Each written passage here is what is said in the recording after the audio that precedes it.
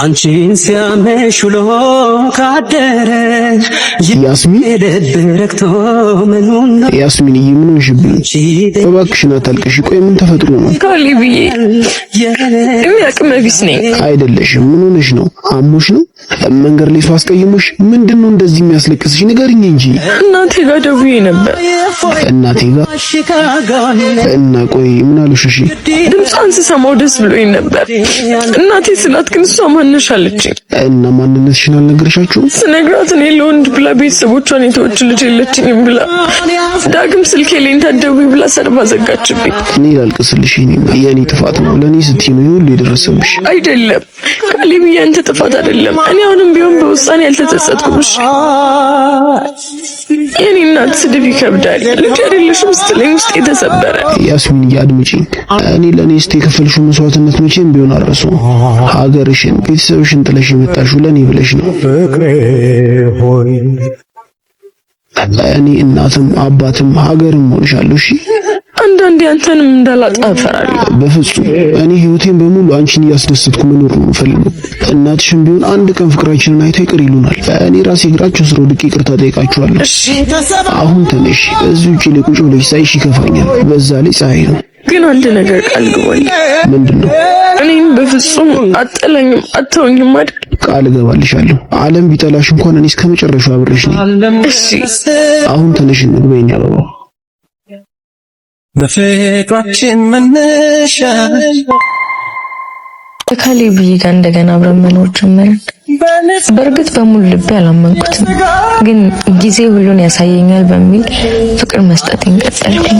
እሷ እንደ እናት ናት፣ ቀኝ እጅ መዳፍ የሳሎኔ ከካሊብዬ ጋር መኖር ከጀመርኩኝ በሳምንቱ የቤት አከራያችን ገንዘብ ጨምሩ ላለማለት ወንድሜ ከሳምንት በኋላ አዲስ አበባ የሚገባው።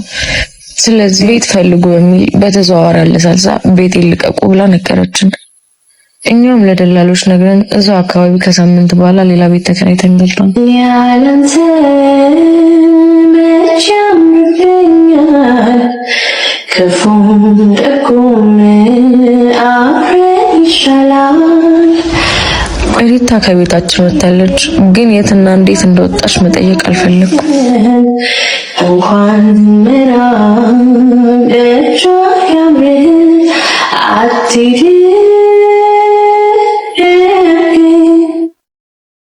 ፍቅር እንጂ መታመሜ መዘግየትሽ ኃይሌ። ዮናስንም ሳገኘው ስለ ካሌብ ሁሉንም ነገር አጫወትኩት፣ ግን ዮኒ ለምን ቀድመሽ አልነገርሽኝም አላለም።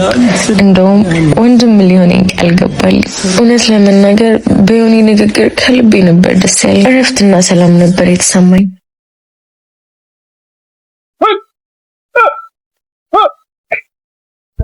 ያስሚንዬ፣ ማን ነው ይሄ? ዮናስ ነው ምናምን ከሚባለው ልጅ ራቂ። ካሌብዬ ለምን? ዮኒ እኮ በጣም ጥሩ ልጅ ነው። ያስሚን፣ እኔ እንግዲህ የሚሰማኝን ተናግሬያለሁ። ካሌብዬ ለምን እንደዚህ እንደሚሆን ባይገባኝም እኔም እሱን ቅር የሚያሰኘው ከሆነ ሁሉም ነገር ጥንቅር ብሎ ይቅር ብዬ ዮኒ ሲደውልልኝ ላለማንሳት ለራሴ ቃል ገባሁ። የተረገመ ቀን ልበለው ወይንስ የተባረከ ቀን? ብቻ ምን አለፋችሁ ቀኔን በጥሩ ለመጀመር ሞከርኩኝ። ጠዋት በጠዋት ተነስቼ መሰራራት ያለብኝን ስራዎችን በሙሉ ሰራራሁ። ቁርሳችንን ሰራው፣ ቤቴን አጸዳው፣ በረንዳችንንም ጠራረኩኝ። ይሄኔ ነበር ችግሩ የተፈጠረው። ገና ወደ ውስጥ ለመግባቴ በሩ ተንኳኳ። በሩን ስከፍተው የፍቅሬ እንቅፋት ሪታ ነበረች በር ያንኳኳች። በሩን ለያሌ ብትጠቀምባት ምንኛ ደስ ባለ። ግን እንደምንም ራሴን ተቆጣጥሬ ደግሞ ምን ቀረሽ? ምን ፈልገሽ መጣሽ? አልኳት። እሷም ያለምንም ማንገራገር አይኗን በጨዋታ ካሌብዬ አለችኝ። ካሌብዬ ተኝቷል። ምን ነው ችግር አለ? ምን ሆነሽ ነው? የተፈጠረ ነገር አለ እንዴ? አርግሽ ብሎ ምን አርግሽ እና ካሌብዬ ታውቃለህ፣ በፍቅር 3 ወር እንኳን ሳንቆይ ሪታ እንደገና ህይወቴ ውስጥ ጣልቃ ገባች። መቋቋም አቅቶኝ ራሴን ሳትክ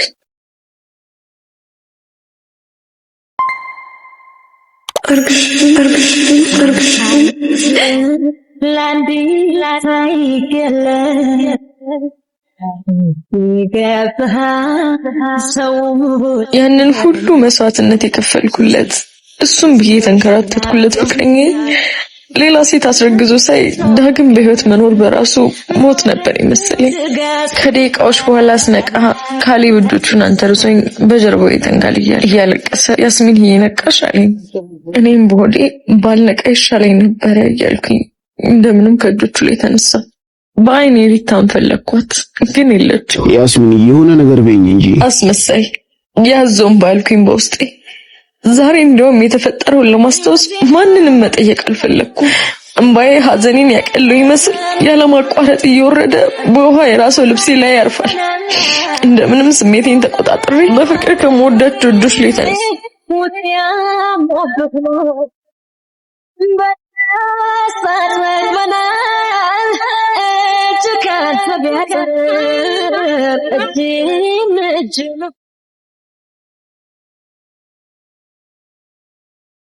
ያስሚን ምን ተፈጠረ? ቆይ ድጋሚ ጥለሽ ልትሄጂ ነው? ለምን ዝም ትያለሽ? ቆይ የሆነ ነገር በይኝ እንጂ። ሪታስ ሲጀመር ለምን እንደመጣች ሄዳለች። ካሌብ ከዚህ በኋላ በፍጹም ልትዋሸኝ እንዳትሞክር። ይልቅ ፈጣሪ የሰጠን ጸጋምና ልጅህን አሳድግ።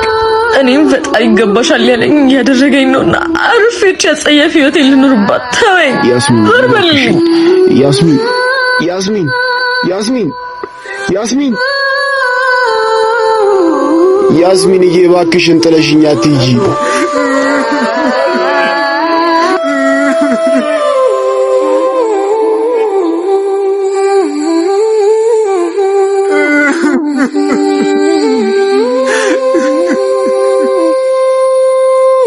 ያጓጓኝ ፍቅራችን አየሁኝ ሲያከትም የሳሱለት ነገር ለካ አይበረክትም። ህልምህ ሩቅ ባይሆን መንገድ የቆየ ይቅርታ ልነበር እኔው ተበድ አልወድሽ ብለሃል አንዴ ብትኮሰኩስ አበባ ዛሬ አይረባ ብትኮሰኩስ አበባ ዛሬ አይረባ። ቆይ ለምን መጣ? ቆይ ለምን መጣ? ቆይ ለምን መጣ? ቆይ ለምን መጣ? ቆይ